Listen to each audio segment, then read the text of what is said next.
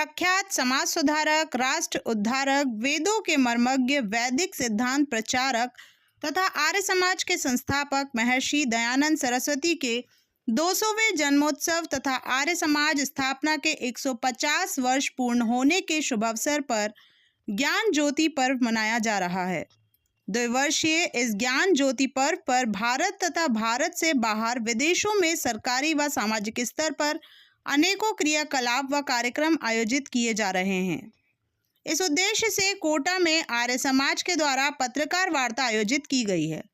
इस अवसर पर डॉक्टर रमेश गुप्ता ने बताया कि वह अमेरिका में रहते हैं, लेकिन उसके बाद भी आर्य समाज के सिद्धांतों का पालन करते हैं। वार्ता में ज्ञान ज्योति पर्व के बारे में जानकारी देते हुए प्रचार प्रभारी अग्निमित्र शास्त्री ने बताया कि आर्य समाज की सर्वोच्च संस्था सार्वदेशिक आर्य प्रतिनिधि सभा दिल्ली द्वारा महर्षि दयानंद सरस्वती की वैदिक विचारधारा, उनके द्वारा किए गए समाज सुधार के कार्यों तथा आर्य समाज की गतिविधियों को और अधिक जनव्यापी बनाने के उद्देश्य से विश्व भर में स्थापित आर्य समाजों को कार्य योजना बनाकर विभिन्न कार्यक्रम आयोजित करने के दिशा निर्देश दिए गए हैं। 125 वर्ष पूर्व कोटा संभाग में कई आर्य समाजों की स्थापना हुई। तब से लेकर कोटा संभाग में आर्य समाज द्वारा समाज सुधार, जन जागरण तथा वैद प्रचार का कार्य निरंतर किया जा रहा है। आर्य प्रतिनिधि सभा कोटा संभाग के मीडिया प्रभारी मुकेश चड्डा ने बताया कि इस द्विवर्षीय कार्यक्रम का दृष्टिकोण अत्यंत विस्तृत है। इसमें बच्चों से लेकर युवा तथा वृद्ध प्रत्येक आयु वर्ग के लिए धार्मिक, सामाजिक, आध्यात्मिक व जन चेतना के कार्यक्रम आयोजित किए जाएंगे। हाड़ौती की शान से सुनील सैन की रिपोर्ट।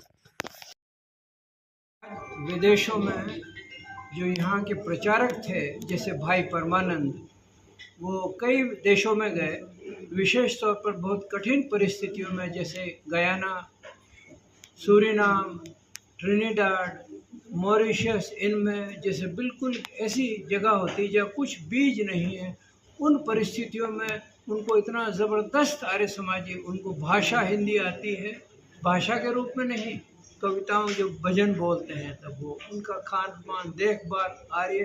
तो इसी तरह से अमेरिका में भी आर्य समाज, अमेरिका में जो आर्य समाज है वो दो तरीके से हुई थी। एक तो भाई परमानंद जैसे लोग बहुत पहले गए थे, और एक हमारी पीढ़ी जो गई थी, तो हम लोग किस तरह से चला रहे हैं। जो भारतीय मूल के लोग जो बाहर है, उनका कुछ सिस्टम थोड़ा बिगड़ा सा हुआ है, एक तरह के हम थोड़ा बिगड़े हुए लोग हैं। तो और वो लोग जो बिल्कुल कोरे कागज़ पे लिखा हुआ है, जैसे कि फीजी के लोग हैं, वो बहुत ग्रास रूट लेवल पे डीप, उनके ज़्यादा स्ट्रक्चर्ड प्रोग्राम है।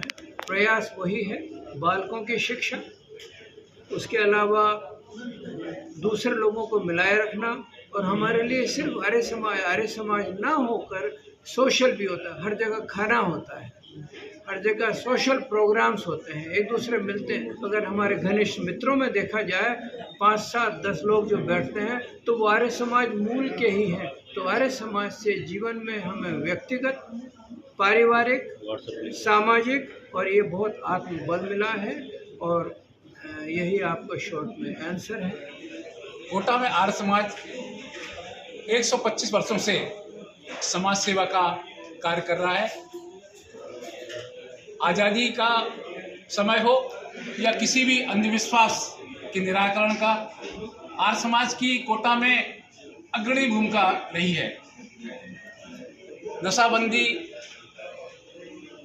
और बलि प्रथा के विरोध में आर्य समाज ने कोटा में एक अच्छा काम किया है, सामाजिक जागरूकता के लिए अच्छा काम किया है। और इस सब की देन हमारे महर्षि दयानंद सरस्वती जी महाराज, जिनकी हम जन्म शताब्दी 202 वर्ष मना रहे हैं।